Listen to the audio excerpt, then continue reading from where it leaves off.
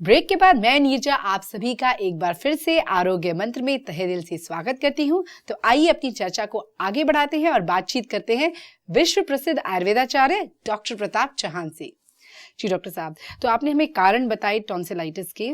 एक प्रश्न जो मैं जानना चाहती हूँ वो ये है कि क्या टॉन्सिलाइटिस कम्युनिकेबल है? क्या ये फैल सकता है? बिल्कुल कम्युनिकेबल है, एक दूसरे से फैलता है, इन्फेक्शन इसका फैल जाता है क्योंकि जो बैक्टीरिया वायरस हैं, खास तौर से अगर खाने पीने के बर्तनों को शेयर किया जाए या कई बार खांसी जब आती है खांसी के माध्यम से या कोई बलगम बाहर थूक रहे हैं उसके माध्यम से या सांस के माध्यम से भी ये फैल सकता है। तो आयुर्वेद के अनुसार इसके कारण आपने हमें बताया कि जब कफ की वृद्धि होती है, इसका निवारण क्या है, क्या करना चाहिए हमें?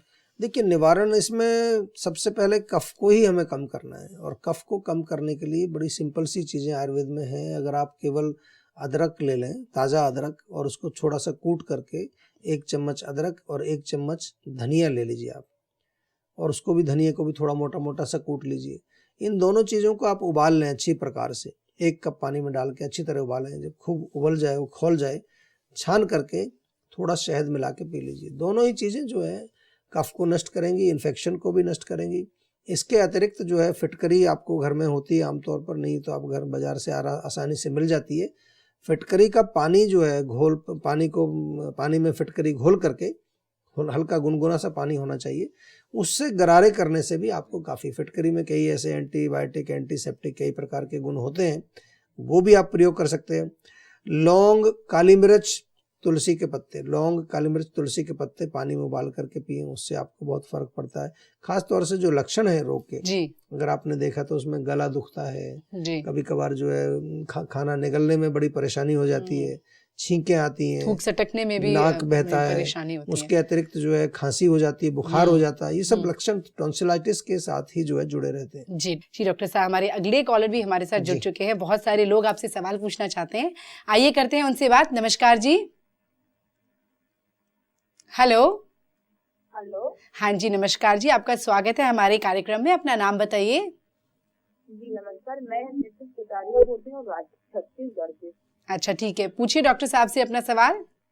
जी नमस्कार डॉक्टर साहब। नमस्कार जी।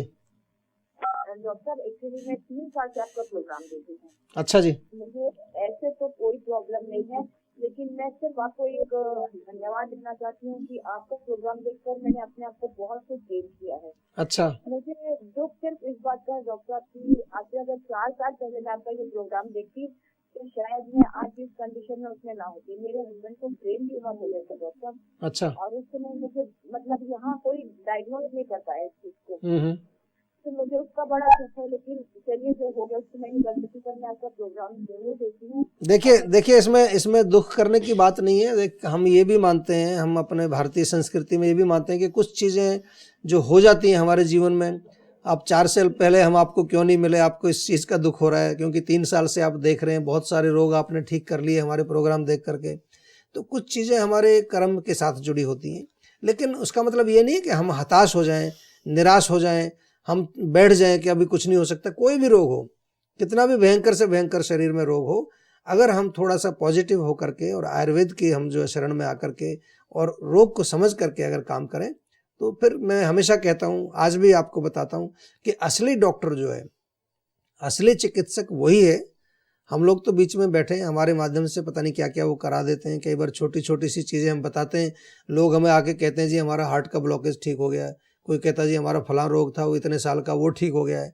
तो वास्तव में इस फिलॉसफी को भी मैं थोड़ा सा अपने शो के माध्यम से प्रचार करना चाहता हूँ और लोगों को बताना चाहता हूँ कि कोई भी रोग आता है और आप उस समय आपको नहीं कोई सही जो है कनेक्शन मिला, तो कोई बात नहीं, आगे मिलेगा और मिलेगा। पॉजिटिव रहिए, और आपके अंदर अगर ऐसी शक्ति है और ऐसी भावना है तो मैं ये दावे के साथ कह सकता हूँ कि कैसी भी स्थिति आपकी हो, उससे बाहर आप निकल के आ सकते हैं। कम से कम उस स्थिति को बेहतर जरूर बना सकते हैं। अगर आप दोबारा वैसे नहीं बन सकते जैसे पहले थे, तो बेहतर तो जरूर बना सकते हैं, और बेहतर बनाने के लिए हमें प्रयास करना चाहिए।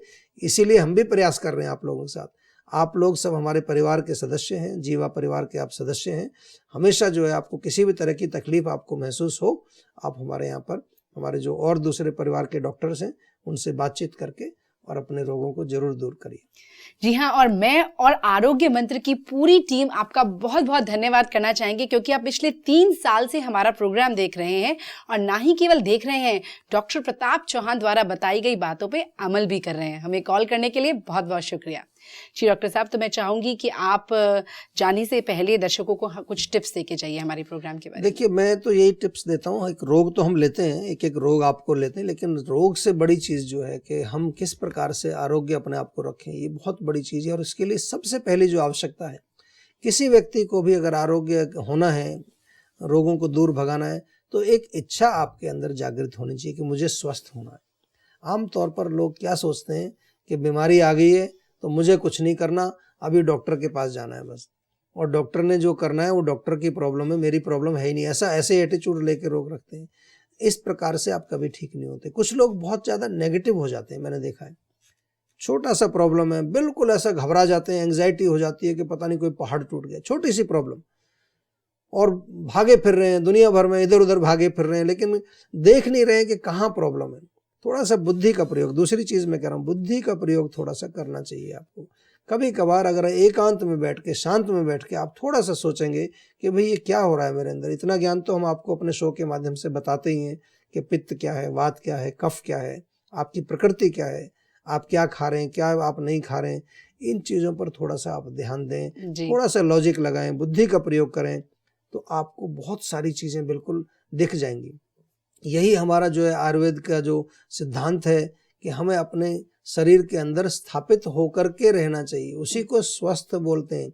स्व जमा स्था, स्वस्थ, अपने अंदर, स्वयं के अंदर स्थित होकर के जो व्यक्ति रहता है वो स्वस्थ रहता है। कष्ट तो आएंगे, बूढ़े भी होंगे, रोग भी आएंगे, आपको मौसम का प्रभाव भी होगा, लेकिन जब हम अपने अंदर स्वस्थ हैं तो अपने आप को पहचान सकते हैं, अपने आप को हम देख सकते हैं, अपने शरीर को, अपने सिस्टम को हम अच्छी तरह से देख सकते हैं और फिर उसका निवारण निकाल सकते हैं। और अगर कहीं आपको निवारण नहीं मिल रहा है तो हम हैं आपके साथ, चिंता मत करिए। आप फोन लगाइए, हमारे डॉक्टर्स के यहाँ रजिस्ट्रेशन कराइए और बात करिए। और अब तो हमने क्लिनिक्स भी खोल दिए, काफ़ी शहरों में हमारी क्लिनिक्स खुल गई हैं जीवा की। आप पर्सनली वहां जाकर के भी डॉक्टर से मिल सकते हैं। जी डॉक्टर साहब, बहुत ही खूबसूरत संदेश आपने दिया हमारे दर्शकों को।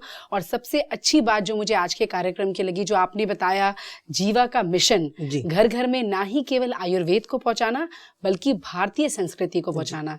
डॉक्टर साहब, आप बहुत ही अच्छा कार्य कर रहे हैं और हमारे शो में आने के लिए बहुत बहुत धन्यवाद। Thank you. धन्यवाद डॉक्टर साहब। तो दोस्तों, आयुर्वेद में तो हर रोग का वर्णन है और आयुर्वेदिक डॉक्टर को हर रोग के बारे में जानकारी है, लेकिन अब आवश्यकता है कि आप भी हर रोग के बारे में ज्ञान को प्राप्त करें, क्योंकि जब तक आप वो ज्ञान प्राप्त नहीं कर पाएंगे तब तक आप अपने रोग का समाधान नहीं कर पाएंगे। तो अगर आप किसी भी रोग के बारे में ज्ञान प्राप्त करना चाहते हैं तो हमारा नंबर है 012940404004। हमारा ईमेल एड्रेस है info@jiva.com। हमारी वेबसाइट है www.jiva.com। आप हमें फेसबुक पर फॉलो कर सकते हैं और जीवा की मैगजीन परमायु को भी सब्सक्राइब कर सकते हैं। तो दोस्तों, आज आरोग्य मंत्र में केवल इतना ही। मैं आशा करती हूँ आपको हमारा आज का कार्यक्रम बहुत पसंद आया होगा। अब हम आपसे मिलेंगे अगले एपिसोड में। तब तक के लिए नमस्कार।